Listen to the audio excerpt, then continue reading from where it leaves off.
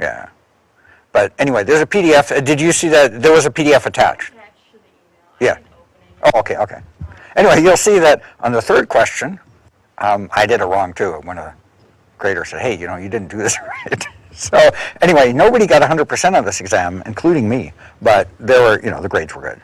Yeah, and that's typical on this kind of thing. Either it's some topic that you didn't look at or didn't remember, didn't write anything down about, or like I just read the graph wrong. I'm warning everybody, oh yeah, it's really easy to read these graphs wrong. Well, it happens to everybody. I forgot to study one of the notes. Okay, but it was listed on the list, right? I didn't cheat you. Okay, good. Because I don't want to. I just couldn't read. Also, unless you're at the very bottom of the list, and even there, if you're coming to class and doing other things, I can still give a good grade. But the only people that get a bad grade in here are people that I can't find an excuse to give a better one to. So.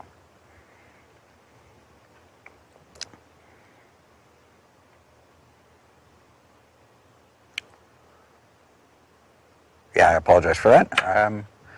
Okay, so I'm going to go ahead and get started. Thank you all for coming today. The lecture before the exam was about short windows, and then today I'm going to start with long windows. This stuff is going to be on the final. It's a really core thing, so it's good to know this stuff. Okay.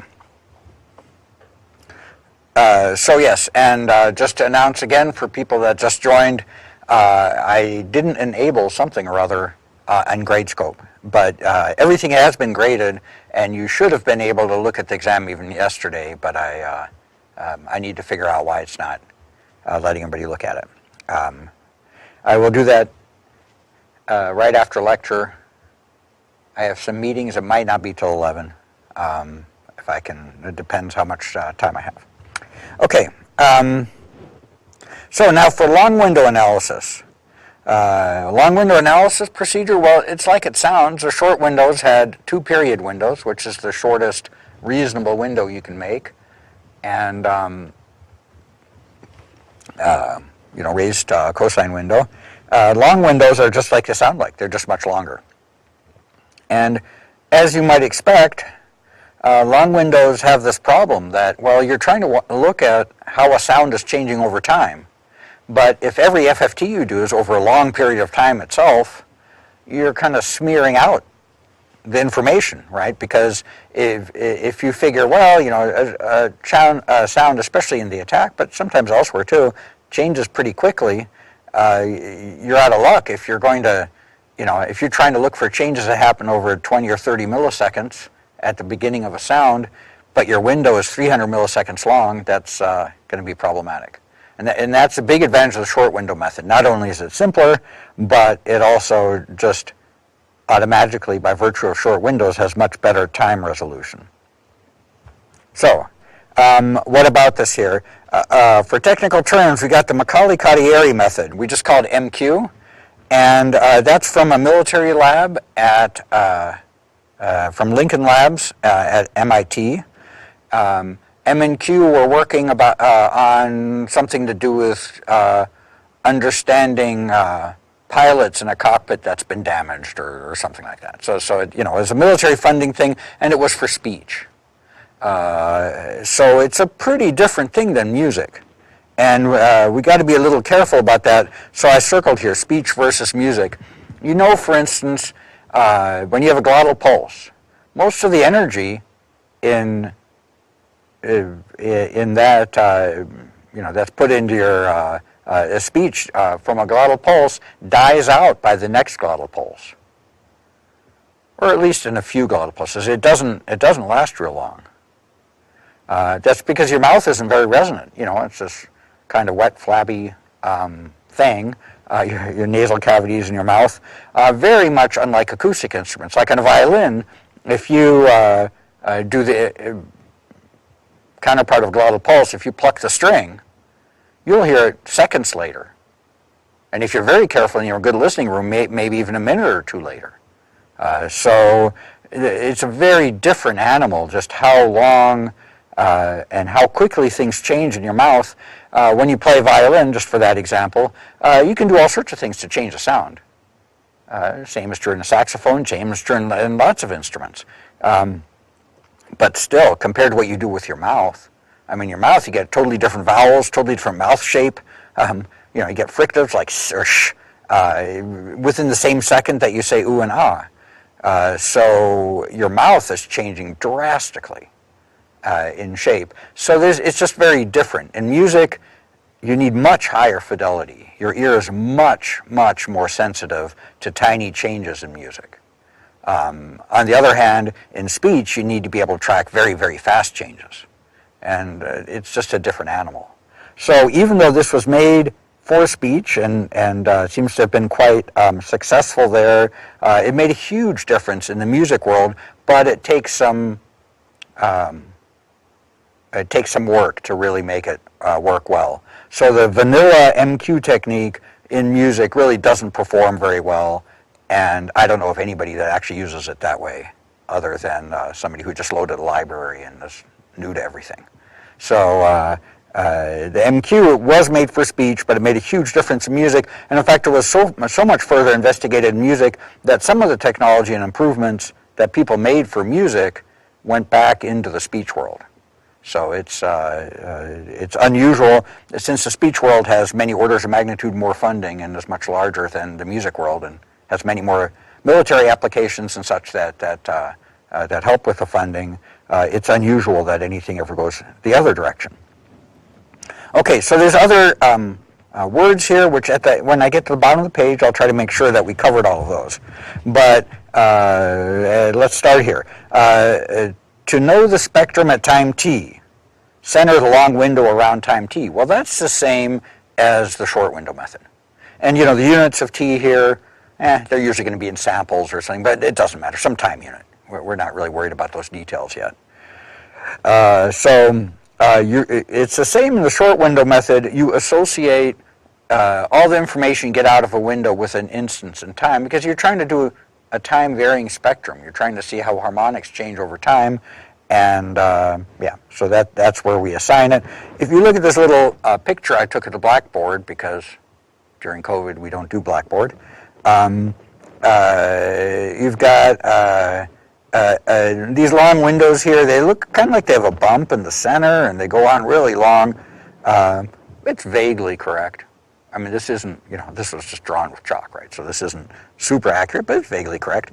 And this long window here is, we consider whatever spectral information we get, we consider this to be at time t, this at time t2, this one at time t3. But notice time t3 here is almost the same as time t2 as far as the data. It's moved over a couple of milliseconds, a tiny percentage of the window length. So that's one big difference between the short window method and this method. Here you have much, much overlapping windows, where in the short window method you overlap by 50%. And here it's, there's much more overlap.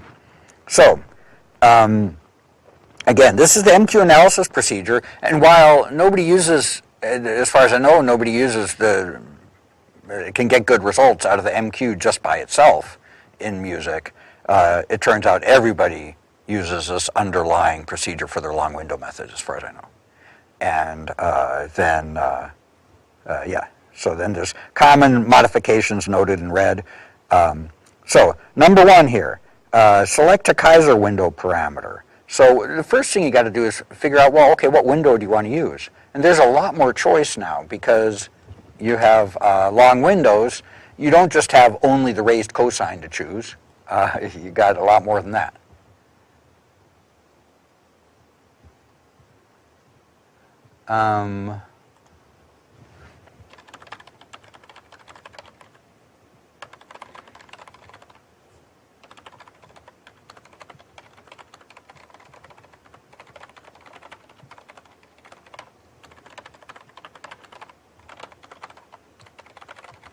Okay, so somebody asked online, just they can't see their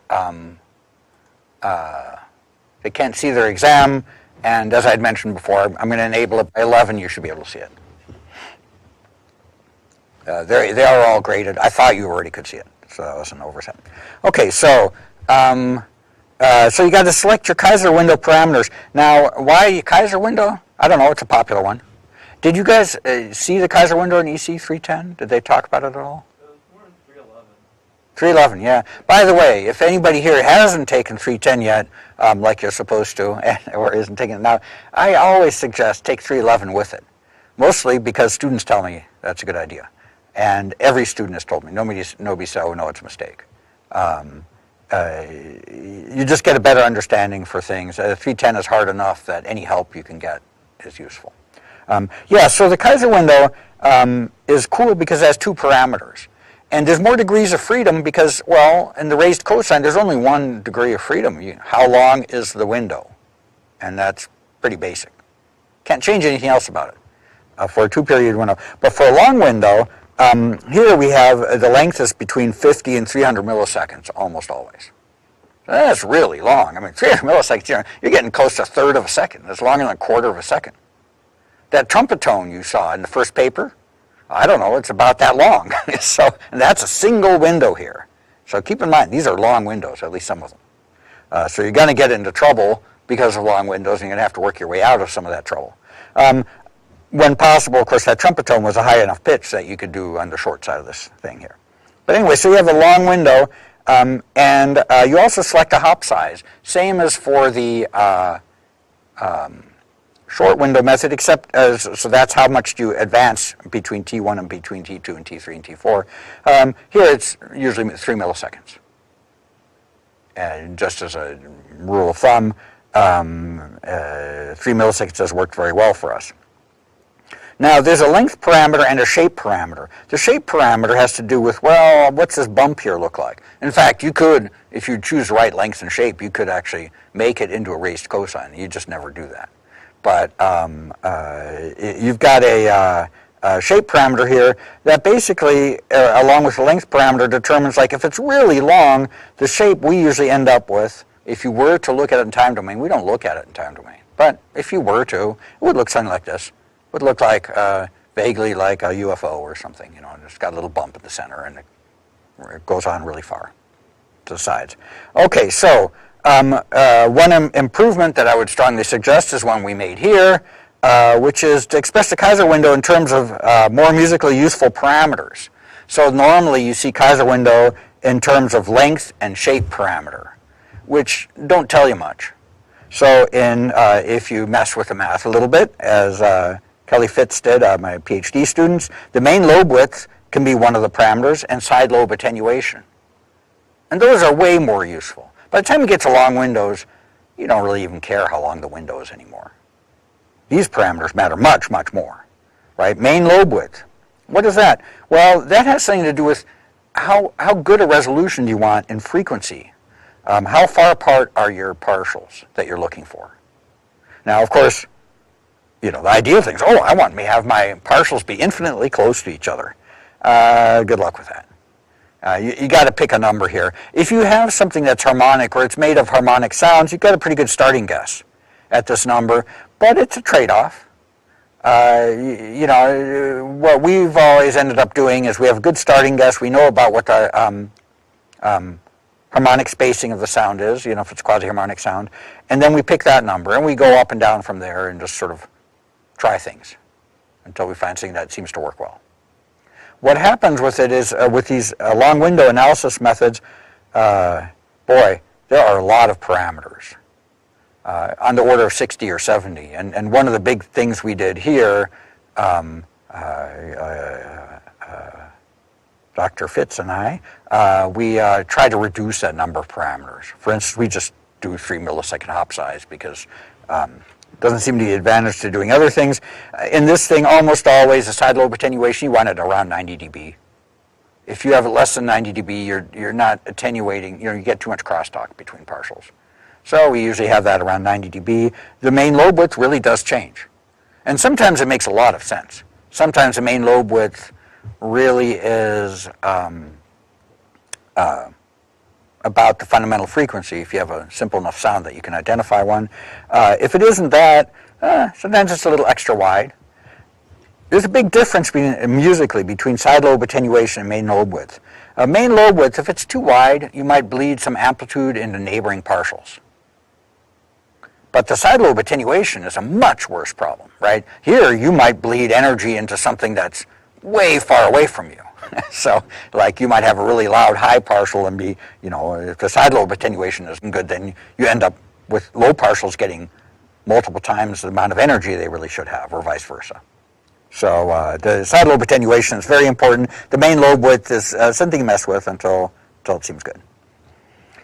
Once you have, for a family of sounds, like say you're doing string sounds, once you have some good analysis parameters and get your first couple of analyses to work really well, after that it's much easier, because they're all about the same then. So there is some skill though, even with this Lemur program, which there'll be a reference to later. Loris is the newer version. When I say newer, gosh, the 15-year-old version. Yes, in Loris, where we really made an effort to make it easier, it still takes some experimentation with it. All right. So then you've chosen a window. The next step here is step 2 here is to window the input signal, like we showed up here, at all these different windows, and FFT each one. But the thing that's weird here is when you do the FFT each one, you're only going to keep the peaks in the spectrum. Now, fundamentally, many of the things we do when we do musical analysis have this assumption, look, the input is made of sinusoidal components. In fact, many of the methods don't really make sense if you're not looking for sinusoidal components. And as you know, from any sort of standing wave patterns and stuff, you're going to end up with things that are sinusoidal or close to that for partials. So here, since it's sinusoidal components, it makes sense to pick peaks, right? Because any sine wave on the input, if you think of a sine wave on the input, say it was a pure sine wave, in the long FFT, you're still going to have some width here, right? You're not going to see a single frequency bin with a big amplitude. You're going to see a width there. Anybody know where this width comes from? Why is a pure sine wave, which you'd love to see as an impulse in here, why has it actually got some width? Well, this is just, think about what you're doing in time domain. You're taking your signal and you're multiplying it by a window. Well, in frequency domain, that means you're taking your, if they're pure sine waves, your partials, which are impulses, but then you got to convolve that. Every one of them has the window frequency response duplicated. So like this one here, whatever the frequency response of your window is, it's going to spread out the energy that way. Same with this one, same with this one. Does that make sense? But it's yuckier than that. They don't all have exactly the same looking things. Well, obviously at some point there's noise and there's other things. But it's also, depending on how this peak lines up with the bin frequency, you're going to see different shapes too. Because much like when we were...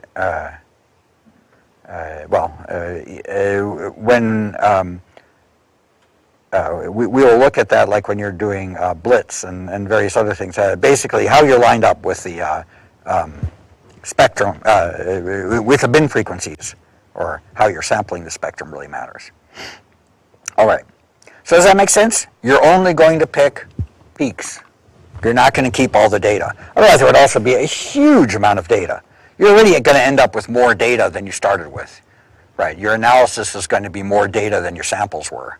But here you just end up with an insane amount of data, and the whole point of this analysis is to try to get something to look at and something you can manipulate. So this is what the MQ method does. It just picks the highest magnitude peaks.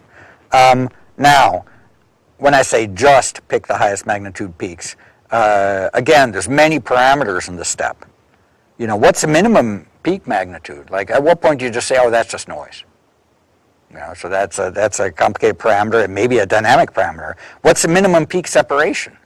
Like, what if you have peaks that are, neighboring frequency bins? Well, that's almost certainly, if two neighboring frequency bins have the same magnitude, that's almost certainly a single peak.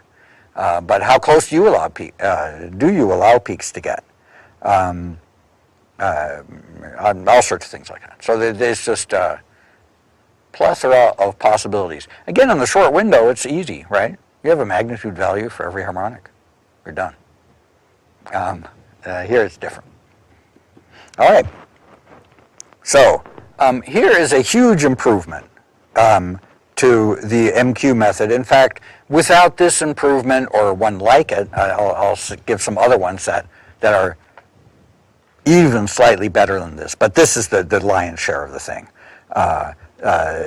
This is super important. Instead of just assigning a frequency here as a bin frequency, which is quantized, right? If you have an FFT of some length, each frequency bin corresponds, well, it's quantized to some multiple of the window frequency.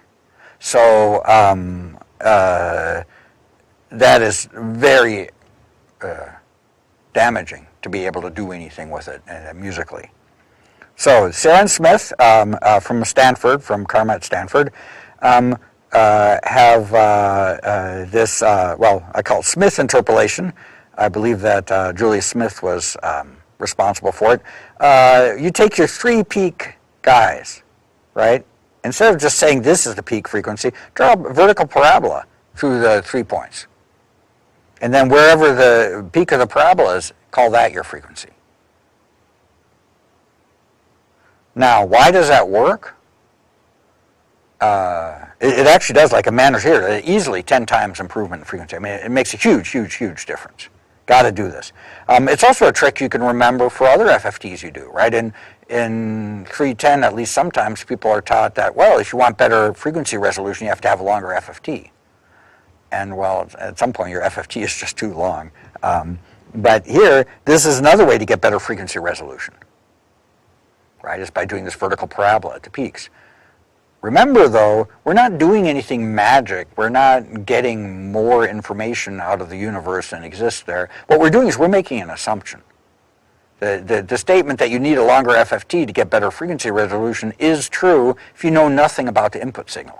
But if you know the input signal is made up of partials, of sinusoidal components, well, that's a totally different animal, right? Now you know that you're looking for peaks. And so in that case, this makes sense. So why, yeah, at the top of the parabola you get a better frequency estimate. Why does a parabola even work for this? What's going on here? Well, one way to think of it is, look, these guys are smeared out here, like I said, due to noise and things, but also, most fundamentally, due to whatever the frequency response of your filter is. Of your window is, right? This is your window. Up here is a window in time domain. This is the window in frequency domain. So, whatever your frequency domain window is, every pure sinusoid, even without noise present, is going to have its energy spread out in the spectrum according to this function here. Because you're always in time domain, you multiply by window function. Frequency domain, you had to convolve by the frequency domain of that function.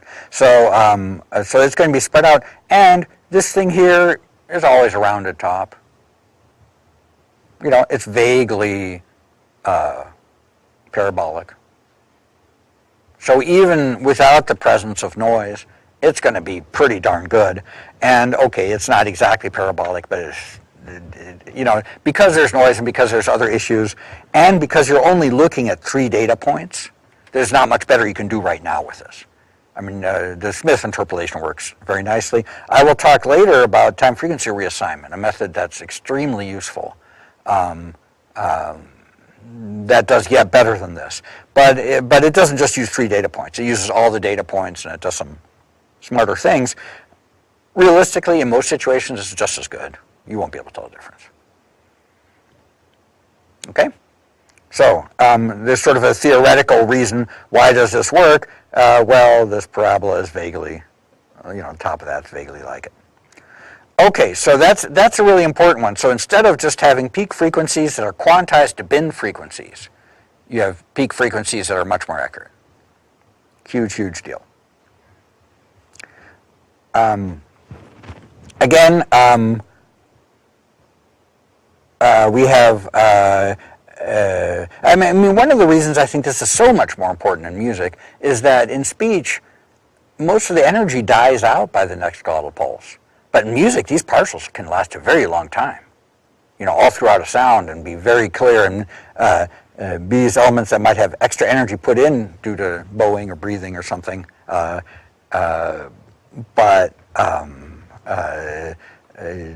their frequency must be needs to be very accurate. Okay, so now once you have each FFT, you know where its peaks are. Then you string together those peaks from consecutive FFTs. And so what happens here? Like in T1 now, in this example here, this is a frequency axis. I'm not showing anything about magnitude. And this is only a tiny little corner of it. There's many, many more of these. And sounds are be anywhere between, say, 20 and 150 partials. So this axis would have more stuff and certainly more time points in this. But in any case, just to sort of give an idea, you have a time T1. These are the frequencies for the window that we marked up here as T1 in this pretend example. These are the peak frequencies. And in window T2, those are its peak frequencies. And then what you do is you string them together. Sounds easy. And a lot of it is easy, but there's a few things that are sort of a hassle. Like one of them is births and deaths. Up here, for instance, you have a higher frequency, and then you have a window where there is no peak there. So what do? Well, one of the options is to say, well, there's a death here, this partial stops, and then this new partial starts. They're at the same frequency. They're sort of responsible for the same harmonic, but this really goes to zero in between. So that's okay. You get an artifact that, the doodly-doo artifact, as it's called here. Not my fault. That was my predecessor, Professor Beauchamp, who gave it that name, I think, anyway. And it's stuck, unfortunately. What does that mean? Well, that's when you have, the doodly-doo artifact is when you have high partials that cut in and cut out.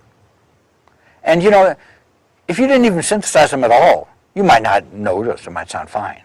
But your ear is so sensitive to things cutting in and cutting out that it's a pretty obnoxious artifact. Again, artifact in this context means something that is undesirable due to your math. Okay, let's see here. I had some questions here. Okay,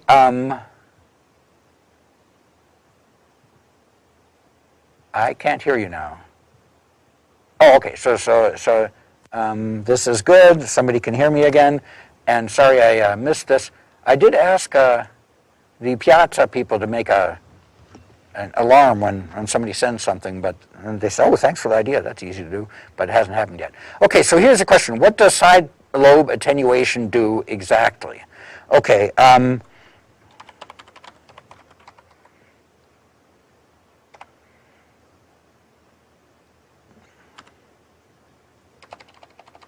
let's see. How do I say this? Anybody here got a good idea?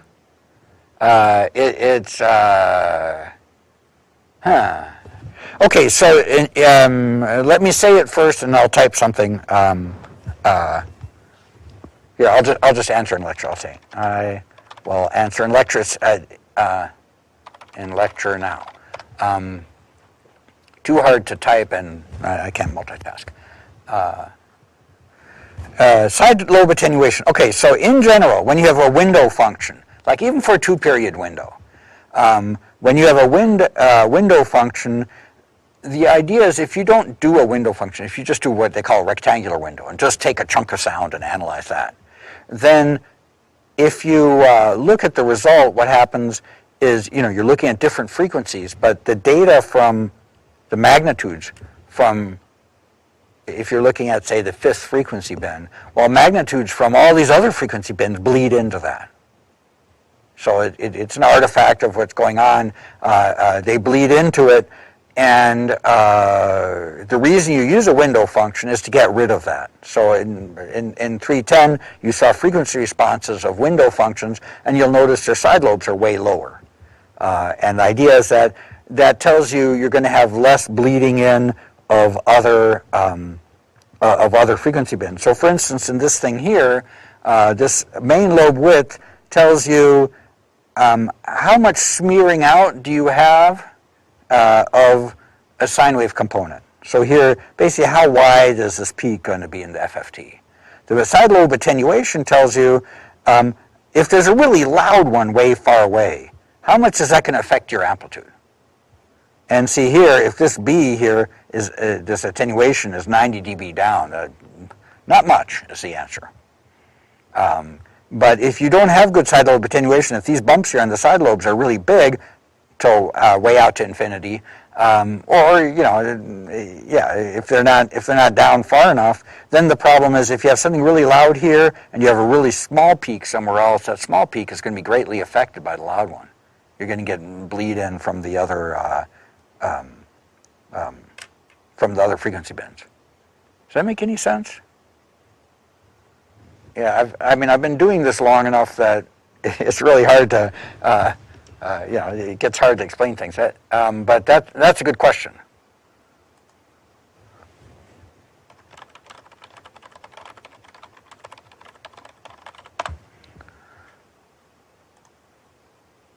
Okay, great. We got out of order. Anyway, yes, I see that you answered. Thank you. No, excellent question.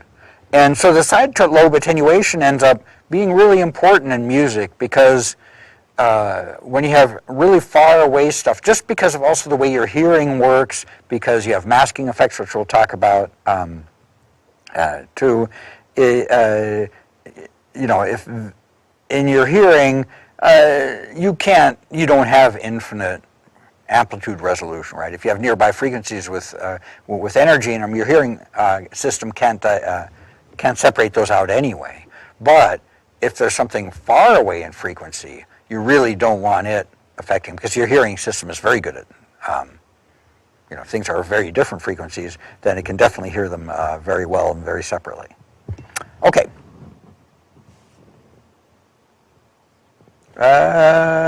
Avoid crossing partials. That's another really dumb thing, right? One harmonic going up while the other one crosses or going down. It seems like, duh, how hard can that be? Just try writing it. There's been all sorts of algorithms for this, like for those of you in speech, forward, backward algorithms and various other things can be used to try to make the longest possible partials and try to avoid many of these problems. But it's always a hassle. Here's an example of, for instance, here you get two peaks for one partial, right? And so you have to connect one of them, but you can't connect both of them. Or you could try to make an in-between peak, fabricate data. Well, that's pretty iffy. It sort of depends, and again, you have to make some decisions here. And just doodly-do one, maybe you just connect straight across. Just ignore it. If it's a short enough break, who knows? But no matter what you do here, it's like I say, harder than you think. So then you've created these partial envelopes. Now in the 2-period window, in the short window, you had a similar thing. You connected, the third partial from one window to the next, but it's really obvious which one was which, right? In the short window method, the Fourier transform gives you a value for the magnitude of that partial at that time. And there's not this issue of trying to second guess everything. All right. So now we're going to do additive sine wave synthesis. And this is another place where the MQ style synthesis produces very low quality results. And in fact, even for speech, people have noticed, well, you can do a lot better than this. But what's happened here is, it's a common thing for engineers to do. If you have some degrees of freedom and some data, you just do curve interpolation to use up all your data. And it turns out there's a lot of different ways to use the same data. So this one was just not a good starting point. So amplitude envelope, that's easy. Everybody does the right thing there. And in fact, the original MQ method does too. Just do linear interpolation between all those amplitudes. You're good. Now, what happened for MQ is that at each time point, if you look at a particular partial, like up here, if you look at this second partial here, for instance, at each time point, like at T4 here, it's got a peak. So you know the bin frequency there, you know its magnitude there, and you know its phase there. And at the next one, you again know the bin frequency, the magnitude of the partial, and the phase. So what they did now, this is a phase graph. I'm just saying at T1 and T2 for some partial. This vertical axis here is phase. So this might take a little bit to wrap your head around. The vertical axis is phase. This is time T1, this is time T2. So in the phase world, you know a phase value at time T1 and you know a phase value at time T2. And you know the relationship between phase and frequency is, well, frequency is a derivative of phase, right? So basically, you're seeing the slope here. That corresponds to the frequency bin. The slope at this point corresponds to the frequency bin there, in that window. Does that make sense?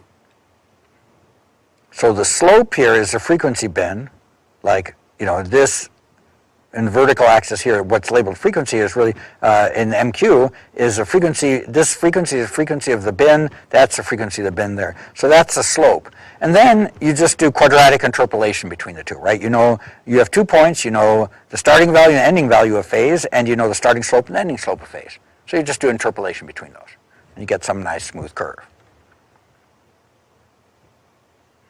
And if you synthesize that way, there is a question, well, this tells you what to do with your phase values. What are your frequency values? Well, frequency values are determined by the phase computation, right? And I mean, they're not independent things. You can take the derivative of this and see what your frequency does. And funnily enough, nobody did that for many years. If you take the derivative of this and you look at your frequency graphs, you see really weird, nasty artifacts. Now, there is always this question, your ear is, at least in some situations, sensitive to phase. And your ear is extremely sensitive to frequency. And you have this trade-off, right? You got to figure out, okay, well, how much do you try to reproduce frequency? How much do you try to reproduce phase? Anyway, this is the wrong trade-off. This is like very phase-centric. It's trying to make the phase perfect at everyone. And bad idea. What's the main problem here? The main problem is that these frequencies, or these slopes here, are rounded to bin frequencies. So what happens, if you take the derivative of this, even if you have a sine wave playing at a constant 440 hertz, if you put it in the MQ, the synthesis is going to have widely varying frequencies, like between every analysis point. Just totally crazy oscillations. And why does that happen? Well, it's because your 440 hertz doesn't correspond to any bin frequency, right? What the bin frequencies are just depends on your sample rate and how long your FFT is and that kind of thing. But 440 hertz isn't going to match that. Well, unless you're really, really lucky. But so what happens is your slope is always wrong here. It's always going to say at each endpoint, oh, this is actually at 47.376 hertz, or whatever the next bin frequency is. So it's always going to be wrong, and then the phase is going to do this craziness to get to the right phase value by the end of that analysis window. So anyway, it's just a mess. Not the right thing. It looks good on paper because, hey, your FFT gives you, at different time points, gives you magnitudes. We've used those with linear interpolation, and it gives you phase and frequency. But again, that's not good. So the big problem here is this is bin frequency. These are highly quantized frequencies to the point of it being nonsense that this produces. You can get away with it in speech because most of your energy dies out by the next glottal pulse. And that always saves you, and in fact it helps maintain the time domain shape of your glottal pulses, which to some extent you're sensitive to. So it's not that M and Q were crazy. It's just in their world it seemed to work well enough, and it was all new what they were doing, so it wasn't. You can't do everything right the very first time. Okay, so instead of B and C above, A is fine, but for B and C above. Instead what you do is you do a frequency envelope, just do linear interpolation. Linear interpolation is so nice. It is very forgiving. Just like you use linear interpolation between magnitude values for amplitude, linear interpolation between improved frequency estimates, the Smith interpolated estimates up in 2B up here. Okay, so you get a better frequency estimate. Don't use bin frequencies. If you use bin frequencies, you lose. You can't make sustained partials that sound in tune. It doesn't work. But instead here, you do this interpolation, so you actually get something at 440 hertz or something close in the example I was doing, and you do linear interpolation between them. So your synthesis is real simple and real easy to manipulate. If you want to go up in pitch or something, you just raise your frequency values. Go up and so this is a nice one. Now, what happens to your phase? Well, it's determined by the frequency computation. Before, the frequency is determined by the phase computation, but you can't have two things controlling the same item. It's like having a car where you want to control position and velocity separate. It's like, no, if you have a velocity, you're moving to a new position, and that determines the new position. You can't also have, I mean, I guess you could teleport, but short of that, you have other, you have position and velocity aren't independent, or velocity and acceleration aren't independent. Same thing here. So, the phase is determined by frequency computation, and this is very important. The synthesis phase does not match the analyzed phase. So your shape is different, but that's actually got to be true anyway, right? I mean, at least if you're going to manipulate the sound at all, it's going to change. The waveform can't look the same because you're going for different frequencies. So one thing I do want to say, just as an aside here, we'll talk about this a little more later, usually, or one thing that's possible to do here is to remember a starting phase, or what we found more useful. Remember the phase at the peak of the attack. If you can identify a peak of the attack, or just 20 milliseconds into the sound, or however you want to do it, remember the phase there, because you do have a choice here. When you start this frequency envelope, you got to start with some phase. And so if you take the time to do, if you take the effort to do this, you can actually start at a nice phase so in fact, the attack shape, the time domain shape does look about right, even at different frequencies. So there's a lot, there's things you can do here, but in general, the phase won't look the same. Okay. So let's see, I have some scrawl here. What did I say? MQ use phase and frequency both at each spectral peak to determine quadratic phase function, makes for bad frequency trajectories due to quantized frequency or phase slope values at the peaks. Yeah, because the peaks are, what they're doing, they aren't doing the Smith interpolation, and that's, no good. Ain't going to get anywhere with that. It is interesting here because I say we discard some data and get better results, and that's absolutely true. Now, we do have other ways of using phase data later that are super, super cool, but that's, at this point, by just not using the phase, you get far, far, far better musical results. And as an engineer, it's sort of tempting, I want to use all my data. I got all this great data I read. I want to use it all. It's like, well, it's not always the right thing to do. And actually, we've already been discarding lots of data. Like, we discarded lots of data up here, right? We just went for peaks. We didn't look at all the other stuff. So that often works. So what do I got here? Enhancements to MQ for handling noise will be discussed later this lecture. In fact, I brought my Continue Mini here to play you some examples. And enhancements to reduce temporal smearing will be in the next lecture. So the next lecture will be, I'll talk about time frequency reassignment. And basically, if you think of like of this long window thing, in a sense, you've just smeared in time. It's like having a blurry picture. And then the question is, well, how can you de-blur your picture? And we'll talk about that next time, because there's actually very helpful ways to do that. Check to make sure you know all the technical terms at the top of the page. What I got here? Kaiser window. Yeah. Main lobe width, side lobe attenuation. We did that. Hop size,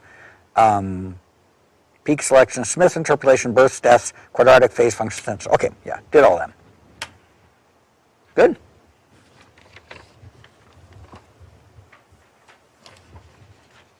Okay, so here is something done with long window analysis, pretty much the way I just described it, without yet more bells and whistles, which I'll talk about later. And this is just sort of an interesting example, not for least because it's from Dr. Maher and Professor Beauchamp, one of his PhD students. When I took this class, that was before MQ did their thing, and Professor Beauchamp had this example of this tenor tone, which he just said, well, here is a tone that is quasi-harmonic, it's monophonic, it meets all the things that should work in a short window analysis, but it didn't work. No matter what no matter what he did, he was just messing with it. He could not get it analyzed properly. So it's just shown in this class as well. Someday somebody will figure out how to do this. And sure enough, M&Q got the big start on it, and then with some modifications to their thing, it really worked. So this is that same analysis that I heard played on cassette tape when I took this class, but then later analyzed with M&Q with an implementation which still exists as SoundAn.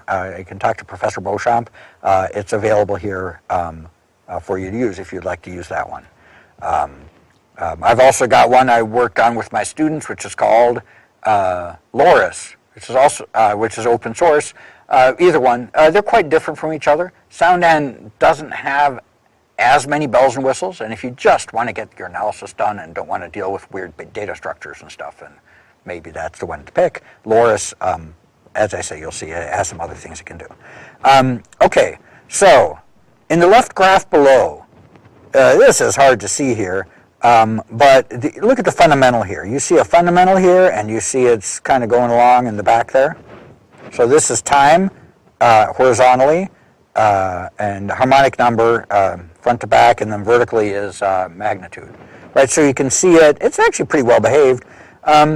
The second partial here is also, pretty normal. But then they start going crazy. Not all of them. Like 7th, 8th, 9th, 10th, 11th are really quiet. They're, almost not there. And they're, but then, they go crazy with these oscillations. What you can't see very well with these oscillations is they're synchronous in the sense that they're all going at the same rate. But some harmonics are getting louder at the same time that other ones are getting quieter.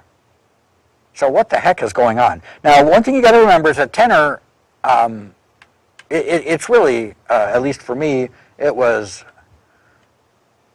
it took a while until I could appreciate tenors. I played in pit orchestras for a while for operas, and eventually actually got used to it. So at first, well, even violin is hard on a lot of people because it's kind of treble and stuff. People prefer cello. But similarly, the tenor, man, it's hard to appreciate a beautiful tenor. Eventually you learn to appreciate it, but one of the things you got to realize too is just they are very strange sounding singers, especially when they're cutting through all of the rest of the choir, everybody else on stage, and the whole orchestra, including trumpets. You can still hear the tenor. So it's this amazing thing. You got something that's mid-range, and it can cut through everything. A piccolo can cut through things because it's super high, and that makes sense. But, a tenor doesn't have that. So there's a lot of things that are actually really cool about tenor singing and why it can cut through. So let's look at this here. So this graph is what I was saying. This is time in the horizontal axis. This graph here is the same data graphed differently. Again, this is from Maher and Beauchamp. But here, there is no time axis. I labeled what parts of the graph came from the different harmonics, but there's no label. None of these axes are harmonic number. It's just frequency versus magnitude and nothing else. So what does that mean? Well, if you look at number 1 here, this is actually the fundamental. This is the guy in the back here. But if you graph its frequency, well, you can kind of... its frequency doesn't vary very much, but it's a bit of a line there because it varies a little bit during the sound. There's a vibrato. So you get a little bit of a line there. Then number 2 is a little bit twice as long line. Why? Well, it's a second harmonic or second partial, and so it has twice the frequency variation of the fundamental. Right? That effect is really, really important. The third one has 3 times the frequency variation. So it's 3 times as long as this really short line. Fourth one's 4 times, 5 times, 6 times, 7 times. And that's all cool. So now you know why in the horizontal direction they're getting longer and longer, it's because, well, the nth harmonic, that vibrato, which is actually a very substantial vibrato. It's not a small vibrato. It's a very substantial vibrato, not as big as a theremin vibrato, but still big. You're still, the higher harmonics are going to cover more frequency in this direction. So that explains why are they getting longer in the horizontal direction. But in the vertical direction, why is it that, like, you look at this fourth partial, when it's low frequency, it's loud, but when it's high frequency, it's always quieter. The fifth partial, when it's at the low part of its vibrato cycle, it's quiet, and when it's at the high part of its vibrato cycle, it's loud. But that's kind of weird. So, you know, in the vibrato cycle, in one part of the vibrato cycle, some of them are quiet, some of them are loud, and as the vibrato moves, it changes. So what's going on here? Well, one of the skills for a tenor is to really shape their mouth with really strong resonances. And you know people can do strong resonances. You heard that example of overtone singing, right? Where somebody can make it so that the main pitch you're hearing isn't the fundamental at all. It's like the fifth harmonic or something. You know, people can do all sorts of things. Well, tenors are in that group too. They just do amazing things with their mouth and their voice. So what I'm doing here is I'm showing this graph here vaguely corresponds to this. Again, it's just drawn on a chalkboard. But it vaguely corresponds to this. These bumps correspond to these bumps. Now, over here, you just sort of have a hint of the bumps, right? And then here, as you get higher and higher frequencies, and the reason that you couldn't analyze this with short window analysis is that the partials get stretched so long that they overlap. So you get sort of a continuous line here. But what's happening here is you have this huge resonance here. And then here, there's very little resonance. Well, look at this here, 7, 8, 9, 10, right? Those guys are really small. Well, they're in this gap here.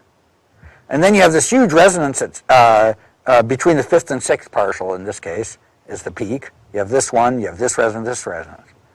Okay, so if you look at like this resonance here, the fifth partial is sitting on the left side of this peak. When it goes up in frequency, you can see the resonance increases. It gets louder if you look at the spectral envelope I drew here. Where the sixth partial, when its frequency increases, it's going farther away from that resonance in the spectral envelope. So it's getting quieter. Does that make sense? So, I mean, I just was totally blown away when I saw this graph. And I think it's one of the reasons I really tried to listen more to tenors and appreciate more what is going on there. Because admittedly, it's something that you have to learn to appreciate, or at least most people do, I think. But yeah, that's a really, really cool graph. And again, this is a sound that should have really worked by the specs that I gave. You know, it's quasi-harmonic. It's one sound. There's not a lot of reverb. There's not, you know, any of the other problems.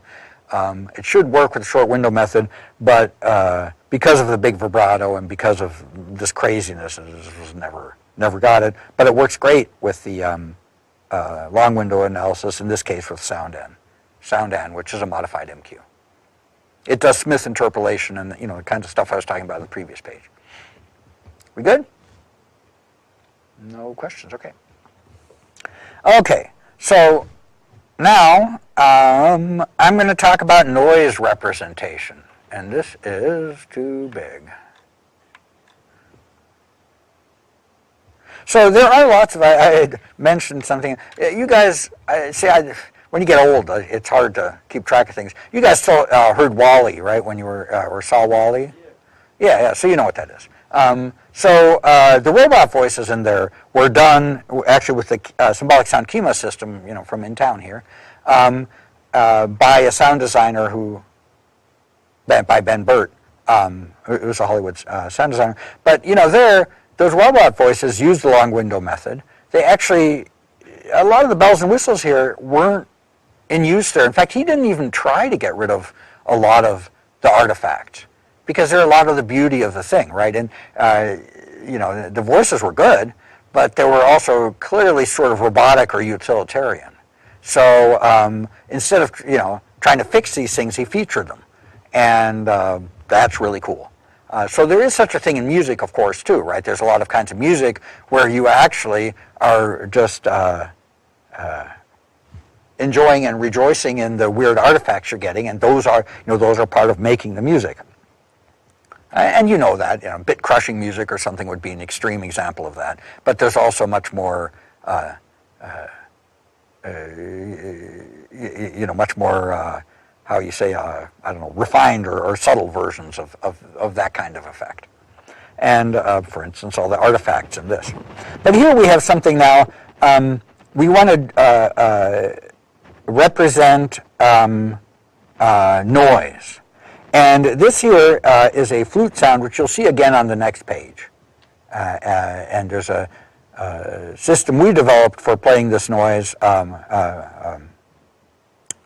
Dr. Kelly Fitz and myself, an ex-PhD student of mine, that we developed. And I'll show that. But for now, this is actually this makes a very good synthesis of the flute, and I'll play you that as the first example on the next page. But look at what's going on here. You see this fundamental, and then you see all these harmonics. You can see longer partials there.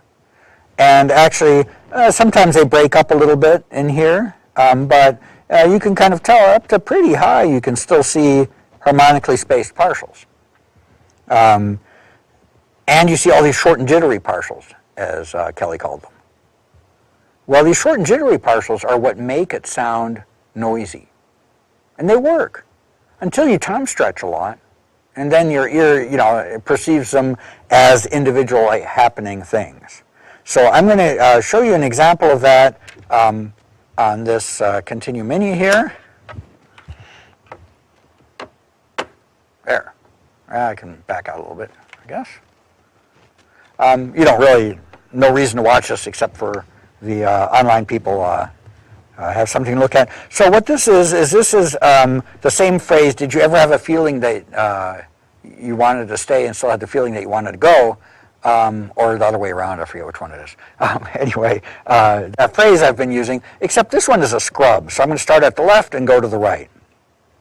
Let's see here, I'll just hold this thing. Come on. Did you ever have a feeling that... Here we go, okay. Did you ever have a feeling that you wanted to go and still have a feeling that you wanted to stay? So what this is left to right. It's called a scrub, and the left to right is just where are you in the sound, and that can go faster and slower. Did you ever have a feeling that you wanted to go and still... Or I can go backwards if you're into demonic feelings or whatever. But anyway, so what I'm going to do now is I'm going to go real slow. And you'll find that some of the fricatives, boy, they really don't sound like much. So here we go.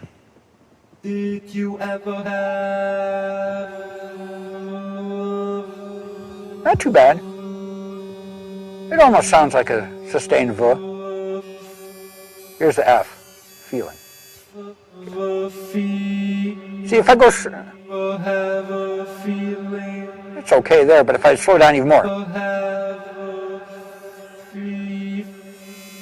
There. If I just played that for you, you couldn't guess that's an F sound. It just sounds like, I don't know. Feeling that... There's a T. Sounds almost the same. It sounds like wormy stuff. You wanted to go and... There's an S. Sounds like different wormy stuff. Definitely doesn't sound like an S. But if I go faster. So your ear is definitely, it's got some temporal characteristics to it. Well, that's why we're doing this time varying Fourier transform. That's why we're looking for spectrums at different places, right?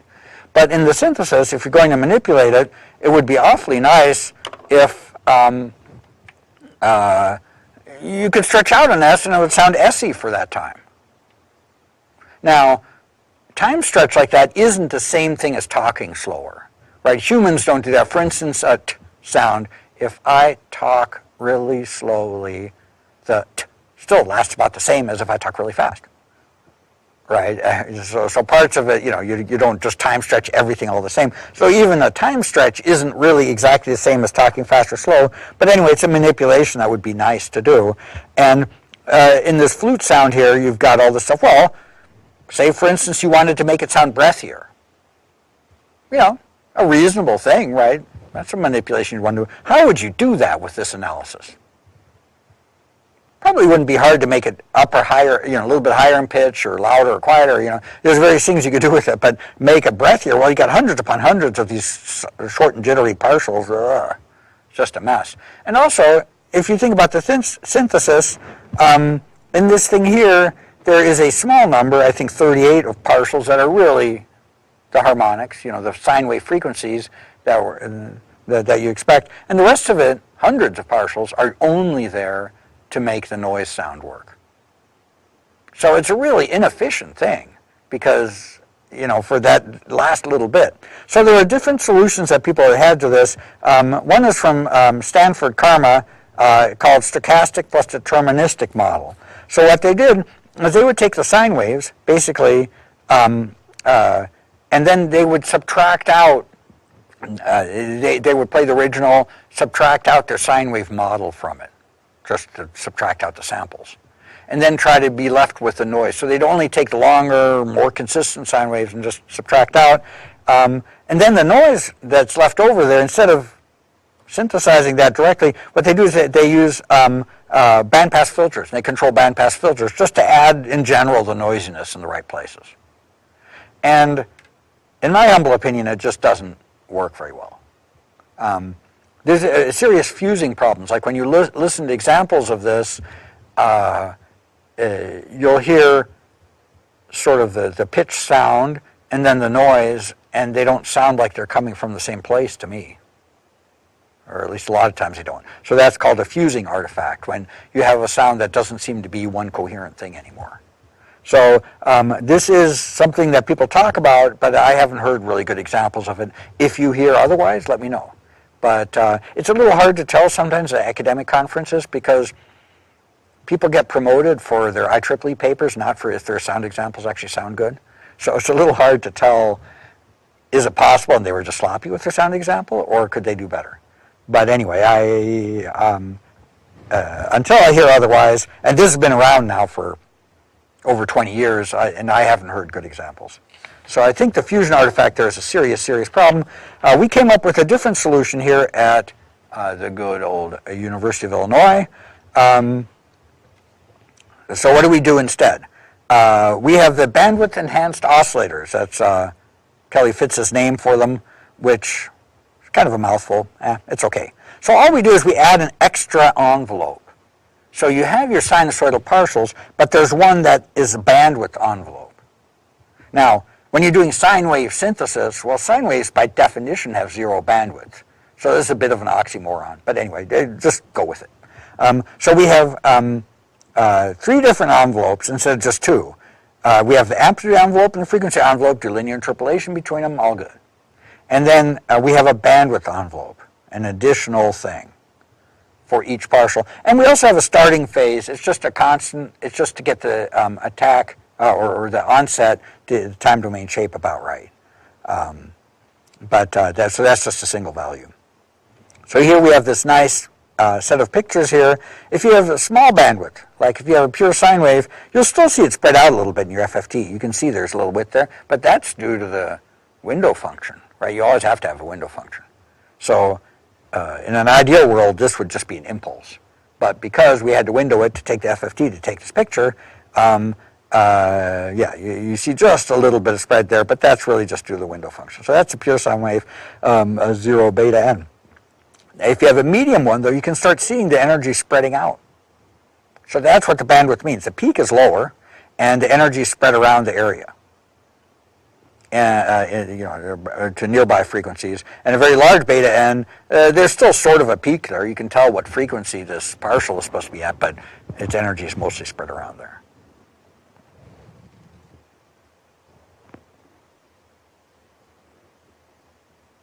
One thing about this that makes it a little easier to make it fuse is it's a homogeneous representation, right? There isn't like bandpass filtered stuff from here being added to sine waves there. This is really from ground up generated as one thing.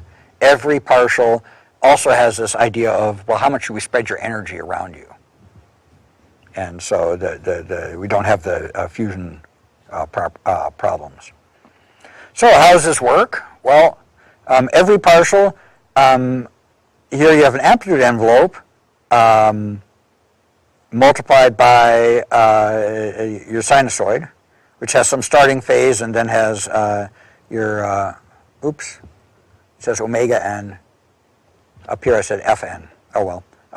Yeah, this is Fn.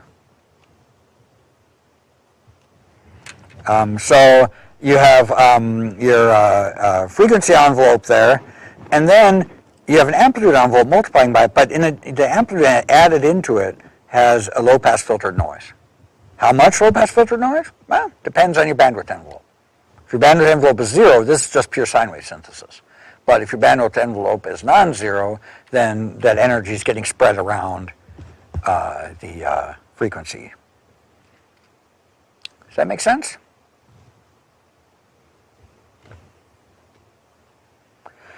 So I'm going to show you, so the bandwidth envelope, or you can also just call it a noisiness envelope.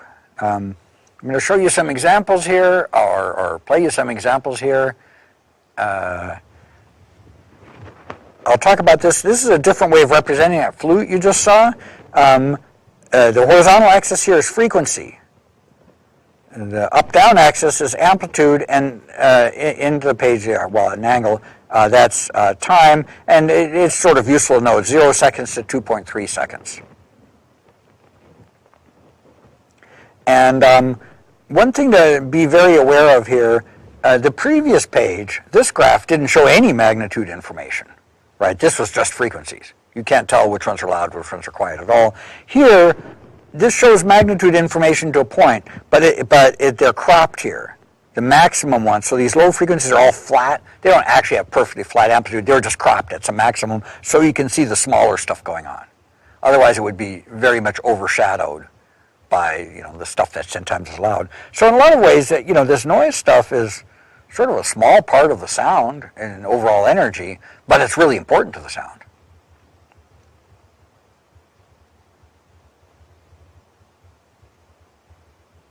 So again, it's about a 2.3 second sound, and this is a graph of it with cropped magnitudes for the really loud magnitudes.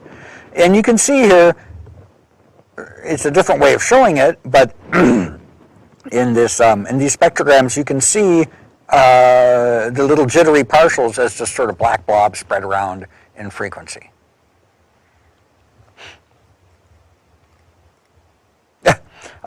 Just to point something out that's kind of funny. At the very bottom here, you see this thing? This wasn't an especially good recording. That's actually 60 hertz.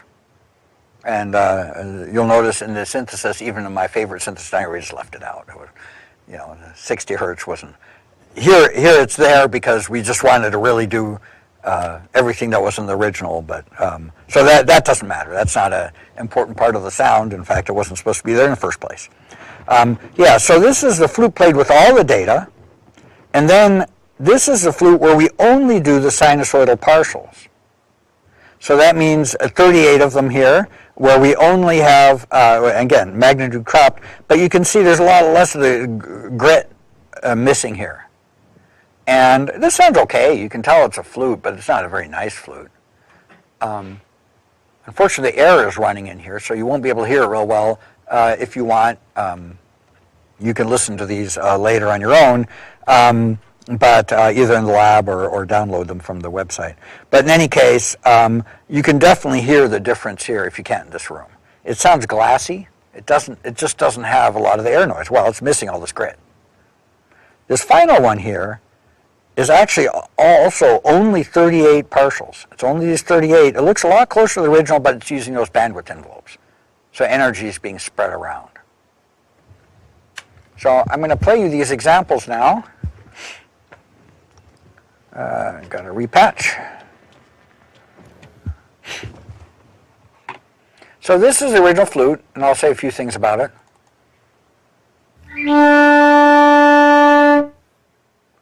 at the beginning you hear this high whistle, it goes phew. I don't know. That wasn't the original. It may not be part of what you want in your ideal flute sound, but actually part of synthesis. It's sort of a problem with synthesis in general is people like make everything so antiseptic it doesn't sound natural anymore. In this case, anyway, that was the flautist played that, and so we want to have that. The 60 hertz noise, on the other hand, that wasn't supposed to be there. Again, I'll play it again, and this is with all the partials. I just try to sort of listen to it, listen to the breathiness, the different kind of that you get through it. Now, I'm going to play that original and then play only the sine waves without all the short and jittery partials. And I won't talk in between. See if you can hear that it's glassier or different, even with... actually, I really like the sound of this air system here. Unfortunately, when you're trying to listen for noise in a flute, it makes it hard. So I'm going to play, again, the original and then just the sine waves.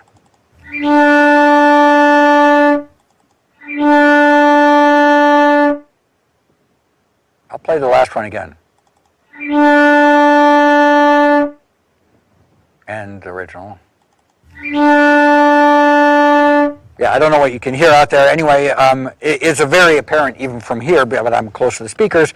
If you listen to it on headphones or saying, basically it's a difference between a not very good synthesis and a very good synthesis. So it's one of those things that might be a detail here. I skipped already some other phase correct demo because that is so hard to hear. Even with headphones, you just kind of take some training. But in this case here, so what were you hearing? You were hearing this first picture and the second picture. Now I'm going to play you what's missing from the second picture. And I cranked it up an extra, some number of dB, 18 dB maybe? I have to look. Or maybe it says on the sheet. I don't know. Anyway, I cranked up the noise. So this is just the noise, okay? That's the stuff that's in here but not in here, using our analysis method, and but it's cranked up so you can clearly hear it.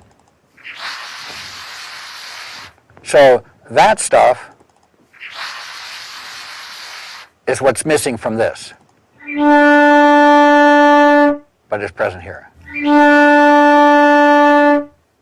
Anyway, so too hard to do in class, something that certainly over the video too, you're not going to be able to hear it.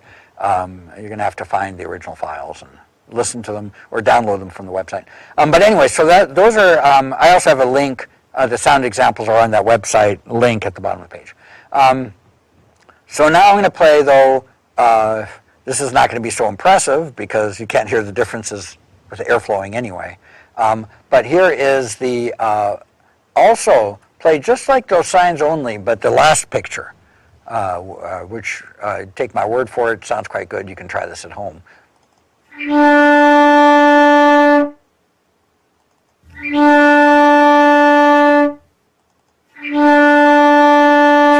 So I was going back and forth between original and anyway, that's the last picture here. What's important about that picture is it's only 38 sine waves. Where the top picture, which sounds about the same, but the top picture is hundreds of sine waves because they're doing noise a different way. We good? All right, so that's enough about noise. Next time we'll do more stuff about timing. And the lecture next time is actually one of those lectures where, a lot of this stuff in a class like this, the signal processing is pretty standard signal processing. And the one next time is pretty standard, but still, very few people really know about it, especially in industry. And it's one of the things, if the next lecture, if you use time frequency reassignment later in your life, email me, let me know, because I've heard from various people who, in totally music unrelated things, have used it. It's basically a way to get more information out of your FFTs without making them longer, which is really important. Okay, well, thank you very much. You have a good day.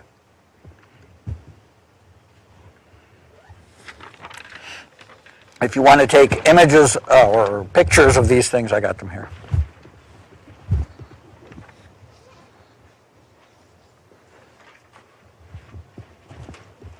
And as I say, I will have you able to look at your exams by 11, I should be able to do it.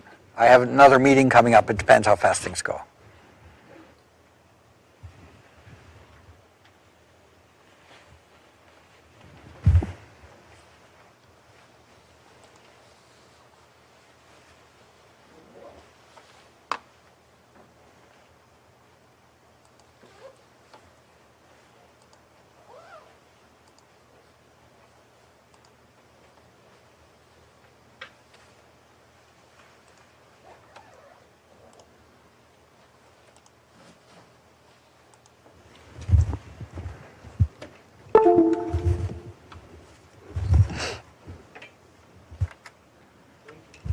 Thank you very much. You have a nice day.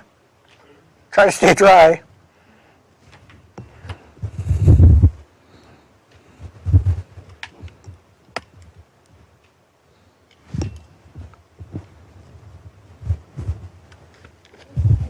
Thanks.